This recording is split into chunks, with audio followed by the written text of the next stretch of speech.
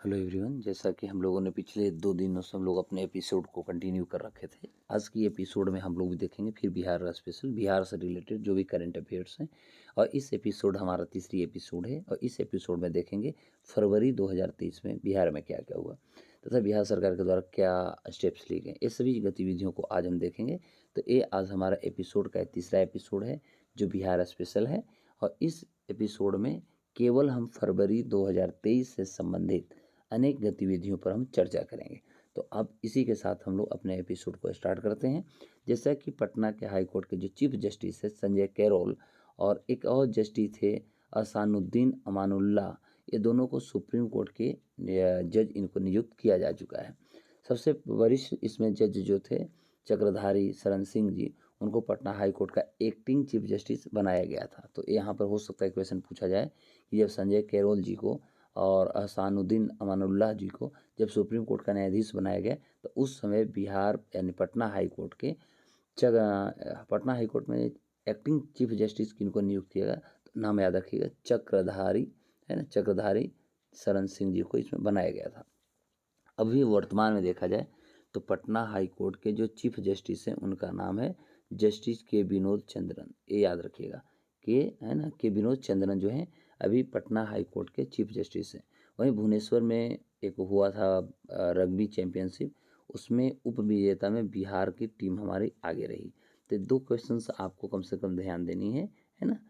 तीसरी बात महत्वपूर्ण होती है कि बिहार का और देश का दूसरा जो है फॉरेस्ट्री यानी जिसको हम लोग वानिकी बोलते हैं, तो वानिकी कॉलेज जो है मुंगेर में स्थापित हुआ। मुंगेर में कहाँ, तो एक श्रीमतपुर पंचायत पड़ता है।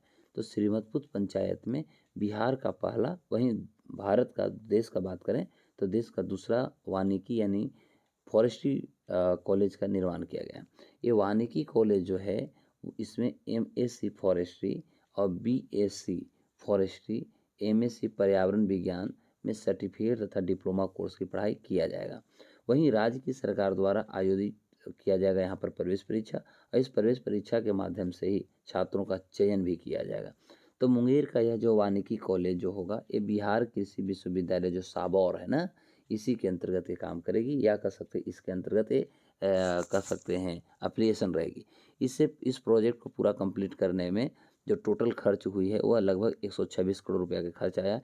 और यह पूरा प्रोजेक्ट जो है या कह सकते हैं बिहार का पहला और देश का दूसरा जो फॉरेस्ट्री यूनिवर्सिटी या कॉलेज जो है यह लगभग 42 एकड़ ज़मीन में ये विस्तृत किया गया है। तो इससे रिलेटेड पक्का क्वेश्चन आएगा क्योंकि अभी बिहार सरकार, भारत सरकार जो है एक ग्रीनरी पे काम कर रही है। तो ग्रीनरी पे काम करने के लिए अब मायने सी बात है कि हम बात कर रहे हैं कि फॉरेस्ट्री कॉलेज की बात करें तो बिहार का पहला मिला तथा भारत का दूसरा है। वहीं सुप्रीम कोर्ट के कॉलेजियम सिस्टम में केरल हाई कोर्ट के जो जज थे जस्टिस विनोद चंद्रन को, उनको ही पटना हाई कोर्ट का चीफ जस्टिस नियुक्त करने के लिए सिफारिश किया गया था कॉलेजियम सिस्टम में। अब आपको मैं बता दूं कि पटना हाई कोर्ट की जो स्थापना हुई थी वो 3 जनवरी 1916 ईस्वी को हुआ था। और हुआ था कब, तो जो गवर्नमेंट ऑफ इंडिया एक्ट जो 1900 हमारा 15 था, तो गवर्नमेंट ऑफ इंडिया एक्ट 1915 के तत्वाधान में 3 फरवरी 1916 को पटना हाई कोर्ट की स्थापना हुई थी। राजेंद्र विश्वनाथ आर्लेकर जो हैं हमारे बिहार के 41वें यानी 41 तो 41वें राज्यपाल नियुक्त किए गए हैं। वहीं फागू चौहान जो हमारे अब पूर्व राज्यपाल हो चुके हैं, इनको बिहार से इनको मेघालय का राज्यपाल बना दिया गया है। तो क्वेश्चन सोच सकती है कि बिहार के भी वर्तमान में राज्यपाल कौन है, तो जवाब हो जाएंगे श्री राजेंद्र विश्वनाथ आर्लेकर। वहीं पूर्व जो हमारे राज्यपाल थे फागू चौहान जी, इनको कहाँ भेजा गया, तो जवाब में याद रखिएगा कि इनको मेघालय का राज्यपाल बनाया गया है। पहली बार बिहार जो हुई है वो एथलेटिक्स मीट में बिहार जो है इसमें अच्छा खासा मेडल भी जीता, जिसमें 3 गोल्ड मेडल कर सकते हैं और 7 जो है उन्होंने टोटल ओवरऑल, ऐसे 3 तो गोल्ड मेडल हुआ और टोटल ओवरऑल यदि हम मेडलों की बात करें तो ओवरऑल मेडल जो है बिहार ने 7 मेडल जीता है। वहीं नीति आयोग की अगर रिपोर्टों के आधार पर अध्ययन करें तो नीति आयोग की रिपोर्ट में देश के सबसे अल्प विकसित यदि राज्यों की बात करें या अल्प विकसित जिलों की बात करें जिसको आकांक्षी जिला नाम दिया गया है, ये तो 112 आकांक्षी जिलों के लिए चैंपियन ऑफ, याद रखिएगा, champion of change delta ranking जारी किया गया। तो ओवरऑल परफॉर्मेंस की यदि हम बात करते हैं तो ओवरऑल परफॉर्मेंस में टॉप 5 जिला में गया जो है दूसरा स्थान पर रहा। बिहार का गया जो रहा ये दूसरे स्थान पर रहा, है ना। वहीं शिक्षा के क्षेत्र की यदि बात किया जाए तो शिक्षा के क्षेत्र में शेखपुरा का पहला स्थान मिला है। वहीं पूर्णिया की बात किया जाए तो इसको तीसरा स्थान मिला है। तो हो सकता है ये क्वेश्चन आपके लिए बहुत इंपॉर्टेंट एग्जाम में हो जाए। और इस बार बिहार दिवस जो मनाई गई थी, जो हमारे यहाँ 22 मार्च को मनाई जाती है, तो इसका अब इस साल का जो थीम थी, 2023 का जो थीम थी, वह था युवा शक्ति बिहार को प्रगति या बिहार की प्रगति। तो ये 2023 का जो हमारा अभी हमने बिहार दिवस मनाया था, तो बिहार दिवस का इस साल का थीम थी युवा शक्ति बिहार की प्रगति। और हम प्रत्येक साल बिहार दिवस 22 मार्च को मनाते हैं। चूँकि आपको पता होनी चाहिए कि 22 मार्च 1911 को ही बिहार जो थी, बिहार को उड़ीसा के साथ बंगाल से अलग कर दिया गया था। लेकिन ऑफिशियली जो हुआ, ये ऑफिशियली 1912 से काम करना शुरू करता है। मुखिया एक हैं बबीता कुमारी जी, है ना। तो मुखिया बबीता कुमारी के साथ महिला समूह जो हुई है, बबीता गुप्ता को राष्ट्रपति के द्वारा स्वच्छ सुजल शक्ति सम्मान 2023 दिया जा चुका है।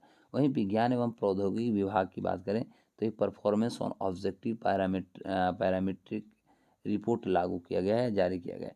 इसमें भागलपुर के इंजीनियरिंग कॉलेज जो बिहार में सबसे सर्वोच्च स्थान को प्राप्त किया है। वहीं एनआईटी यदि बात करते हैं पटना को, तो इसको 18वां स्थान मिला है। यानी भागलपुर के जो इंजीनियरिंग कॉलेज है उसके बिहार में सर्वोच्च स्थान मिला है।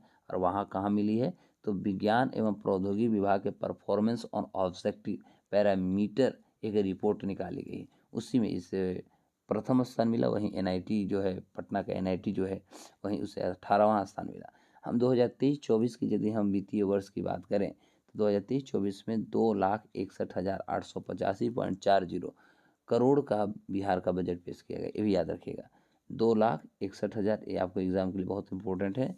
तो 2,61,885 करोड़ का बिहार बजट पेश किया गया है।